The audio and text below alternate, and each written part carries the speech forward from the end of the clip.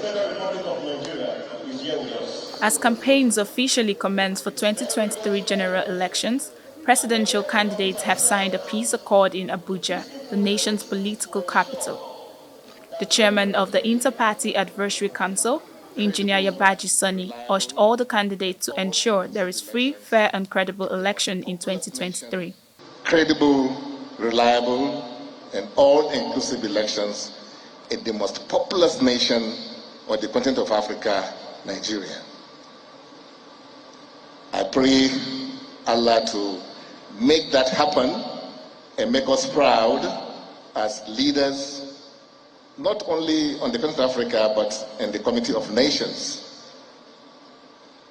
So on behalf of all the political parties, I congratulate Nigerians that 2023 elections is going to be free, fair, and credible. Bishop Kukah also encouraged INEC and Nigerians to learn a good electoral act from Kenya for conducting the best election so far in Africa.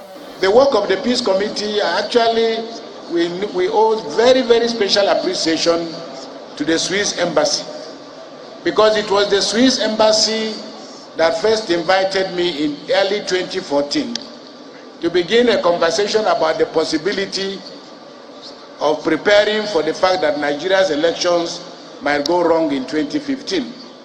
And this came through the inspiration of Kofi Annan and his experience with the elections in Kenya. As you know, the 2013 elections in Kenya had happened against the backdrop of great violence. And for us in Nigeria, I think Kenya should be learning from us, not the other way around, because whereas Kenya became independent only on the 12th of December 1963, Nigeria had been enjoying independence for a clear 3 years before that. But I think we derive inspiration from Kenya and we commend them because they ran the most peaceful, most transparent, and most acceptable elections. And their institutions were able to see through that process. We hope, therefore, that the lesson we can learn from them is that these 2023 elections, despite the anxieties and the fears, that by the grace of God, elections will be free, fair, and credible. However, Barrister Hope expressed his concern over the signing of peace accord. He questioned the real motive of the politicians. Signing peace accord is beautiful and fine. But the thing is, how sincere are the players? Our Nigerian politics today is of a do or die affair. I must be there. If it is not me, it's not that person. It is my turn. When it comes to the issue of it is my turn, it's a do or die affair. You can sign whatever you want to sign, but that does not translate to action. When people or persons are bent on it is my time, it is my turn, it is my party, it is my people, it is our time, we always run into a lot of problems. But if we look at it, Nigeria first, knowing fully well that in every race, in any competition, in anything you do, when you have people competing, one will definitely emerge as the winner. Now, if that is the case, and if you actually have Nigeria in your heart, to say, okay, it's my pursuit is Nigeria. If you are able to do that, you will discover that even if you lose the election, you give a total support to the person who wins. But if you have made up your mind that, oh, this one is my turn, and I must be there. Any accord, any meeting, any issue, whatever, treaty, agreement, or whatever signed, even covenants signed, there is every tendency that they will breach same.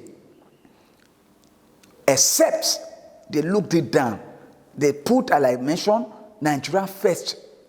So it's a very good development for the parties to sign peace accord, but will they honor it? Will these players honor it? Are they not going to instigate their followers to do to the contrary. You remember what happened in Kogi State? Even after the election, before the election, they all signed a peace accord. They did everything. There was a series of meetings. Oh, this are going to do this. Immediately after the election, before the election, there was violence. Immediately after the election, somebody was killed, was burnt. Can you say that